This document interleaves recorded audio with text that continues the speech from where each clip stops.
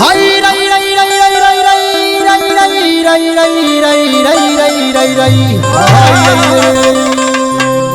अरे हे मैडम जी, अरे कहाँ इतना छटकत मटकत जात बाटू हो? अरे हम कहाँ छटकत मटकत जाए हसे का मतलब बा? अच्छा सुना ना, तनी अपन नंबरवा दे दा। काहे हो? काहे हम अपन नंबरवा दे दी? अच्छा अगर नंबरवा न देबो तो कुछ पूछत बाटी उहे बताए दा। का पूछत बा बतावा। सुना सुनावा। अरे खेत कहाँ है, अरे खलिहान कहाँ है? क्या मतलब बा? अरे खेत कहाँ है, अरे खलिहान कहाँ है? हे गोरी पता दिहे जायू मकान कहाँ है? गोरी पता दिहे जाओ मकान कहाँ है? गोरी पता दिहे जाओ मकान कहाँ है? गोरी पता दिहे जाओ। अरे खेत कहाँ है, खलिहान कहाँ है? खेत कहाँ है, खलिहान कहाँ है? गोरी पता दिहे जायू मकान कहाँ है? गोरी पता दिहे जाओ मकान कहाँ है? गोरी पता दिहे जाओ मकान कहाँ है? गोरी पता दिहे जाओ। हमार कहूँ मकान रहे कहूँ खेत बा, तुमसे का मतलब बा? अरे अगर बता देबू तो तोहरे फायदा होई। सुना कौन फायदा? कैसन फायदा? सुना तो सुनावा। चलो मेरे साथ तुम्हें सैर मैं कराऊंगा, अकबरपुर में पिज्जा बर्गर खिलाऊंगा। अकबरपुर में पिज्जा बर्गर खिलाऊंगा, अकबरपुर में पिज्जा बर्गर खिलाऊंगा। और सुनिए मैडम जी, सुनाइए। अरे चलो रेस्टोरेंट, अरे दुकान कहाँ है? समझ रही हो ना? हाँ हाँ समझ रहे हैं। रेस्टोरेंट में लेके चलेंगे, ऐरा गैरा दुकान पर नहीं चलेंगे। अपना कभी गए हैं कि नहीं? अरे पर सुना था।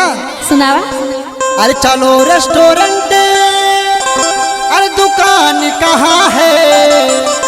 हे गोरी पता दिहे जायू मकान कहाँ है? गोरी पता दिहे जायू मकान कहाँ है? गोरी पता दिहे जाओ मकान कहाँ है? गोरी पता दिहे जाओ।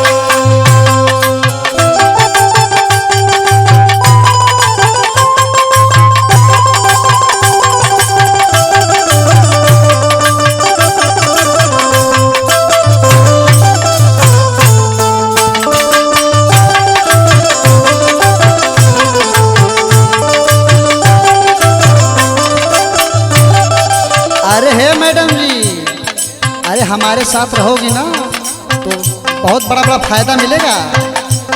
सुनिए कौन कौन फायदा। सुनाइए।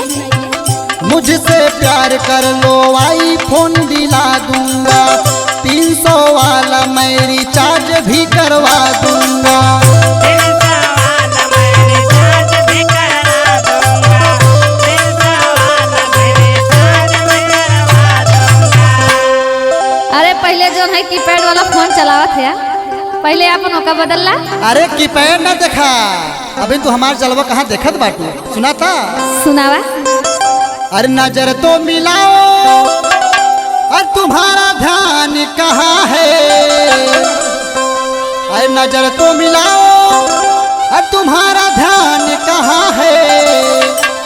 हर गोरी पता दिहे जायू मकान कहाँ है? गोरी पता दिहे जाओ मकान कहाँ है?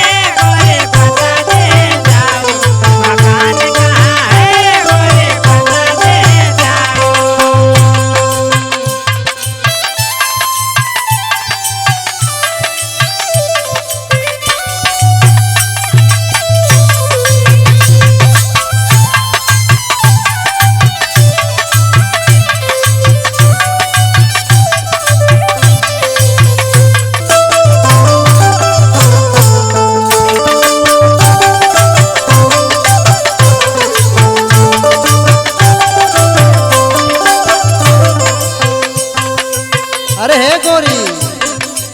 अरे आगे पर सुनिए, अभी हमारे बारे में जानती नहीं हो। अब लागत बात तो की तू पिटाईबा। अरे सुनिए तो पहले। अब घरवा से 4 आदमी बुलाई वो पिटवा दे सही हो जाए। अरे किसी को बुलाओ, हम किसी डरते नहीं हैं। सुनिए पहले। क्या है सुनाइए। नाम ही नायक किसी से ना डराता हूँ, लोग कहते हैं राजाओं का मैं राजा हूँ। ओहो, कहते हैं राजाओं का मैं राजा हूँ, लोग कहते हैं राजाओं का मैं राजा हूँ। सुनिए, लोग हमको राजाओं का राजा कहते हैं, हम किसी से डराते नहीं हैं। आगे आगे सुनिए पहले। सुनाइए। अरे इतना बस बता दो, अरे स्थान कहाँ है। अरे इतना बस बता दो, अरे स्थान कहाँ है। हे गोरी पता दी है जायू मकान कहाँ है। गोरी पता दी है जायो मकान कहाँ है, गोरे पता दे जायो मकान कहाँ है, गोरे पता दे जायो।